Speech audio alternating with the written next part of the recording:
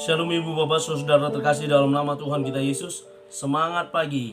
Bertemu kembali di channel Rionando Butar-Butar dalam khotbah 5 menit aja toko 5 untuk renungan harian. Renungan pada hari ini saya ambil dari kitab Efesus pasal yang keempat ayat yang ke-29. Demikian kesaksian firman Tuhan. Janganlah ada perkataan kotor keluar dari mulutmu, tetapi pakailah perkataan yang baik untuk membangun, di mana perlu, supaya mereka yang mendengarnya beroleh kasih karunia. Menjaga perkataan. Ibu bapak saudara terkasih dalam nama Tuhan kita Yesus, pentingnya untuk menjaga perkataan.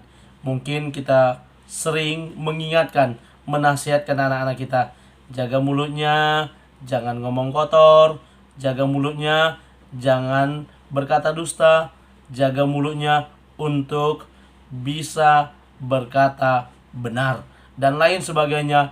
Hal yang kita ingatkan kepada anak-anak kita. Kenapa kita mengingatkan mereka? Kita menghindarkan anak-anak kita terjerumus dengan perkataan-perkataan yang kotor.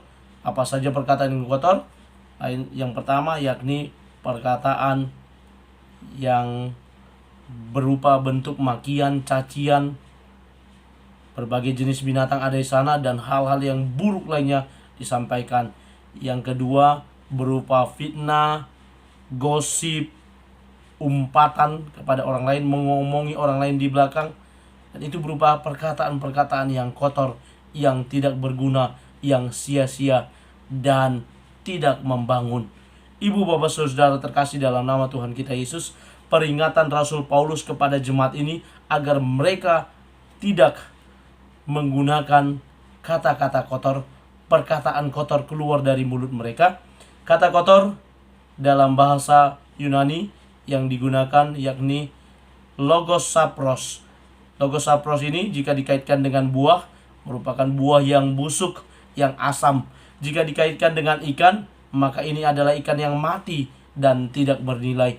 Yang pasti perkataan kotor kaitannya dengan perbuatan yang sia-sia, yang tidak bernilai, yang busuk dan tidak enak untuk didengar. Karena itu ibu bapak saudara terkasih, melalui apa yang dikatakan Rasul Paulus ini, dia juga mengingatkan kepada mereka, setelah dia melarang janganlah ada perkataan kotor, dia juga berkata, maka pakailah perkataan yang baik.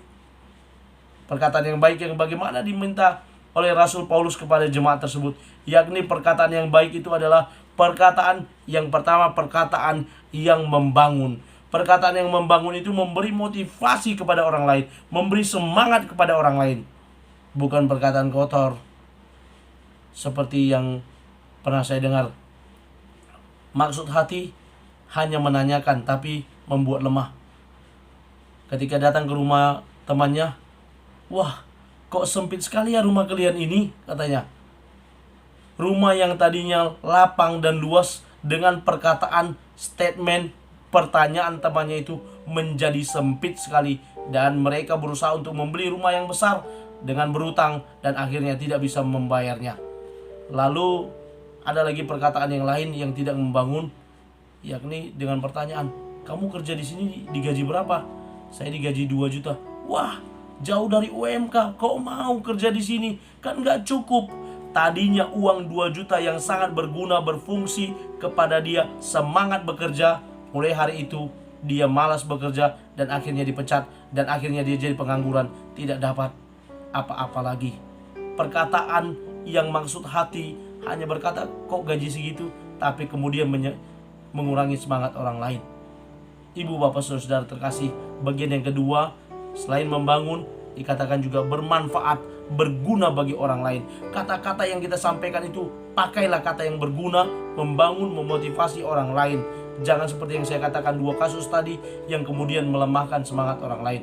Karena itu ibu bapak saudara terkasih, mari kita gunakan, kita jaga perkataan kita jaga lisan kita dalam berbicara, sehingga apa yang kita katakan boleh memberkati orang lain. Seperti yang dikatakan dalam nas ini, mereka beroleh kasih karunia melalui setiap perkataan yang kita sampaikan.